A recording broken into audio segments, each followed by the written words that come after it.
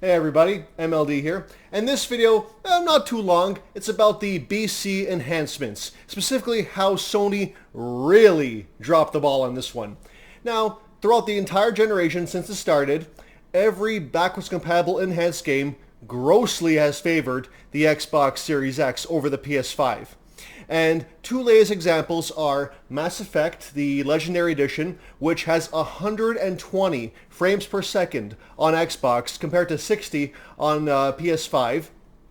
But I think the straw that broke the camel's back, it was the last one that cannot be ignored, is the upcoming game Biomutant, where the BC enhancements say it is native 4K 60 frames on Xbox, but upscaled 1080p on PlayStation 5.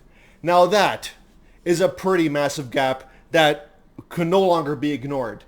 Now, and there's also things like how Returnal, that was suddenly okay as a 1080p game, but a multiplat, oh no, whoa there, okay, we can't play those games. But exclusives are somehow fine. You see the double standard flip-flopping here? Like, they're not even self-aware. They're not even trying to fact-check themselves anymore. That's how stupid it all is right now. And I think their main argument is that, but it's just PS4 backwards compatible. That's why it's like this. This is their best argument. That's not even like, it just explains the why it's inferior. It doesn't really do anything. That is the stupidest argument they have. Because Xbox seemingly has no problems getting their backwards compatible enhancements in order. Why not Sony?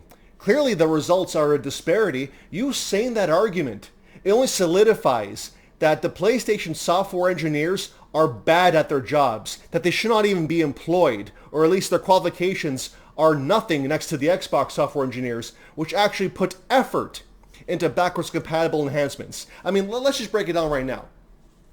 Xbox has more generations of backwards compatible. You have 360, you have original Xbox. You have the frame boost, which has over 100 titles right now, which requires zero dev input. Whereas the PlayStation fanboys, they celebrated when there was a Last of Us 2 patch for 60 frames. They celebrated one game.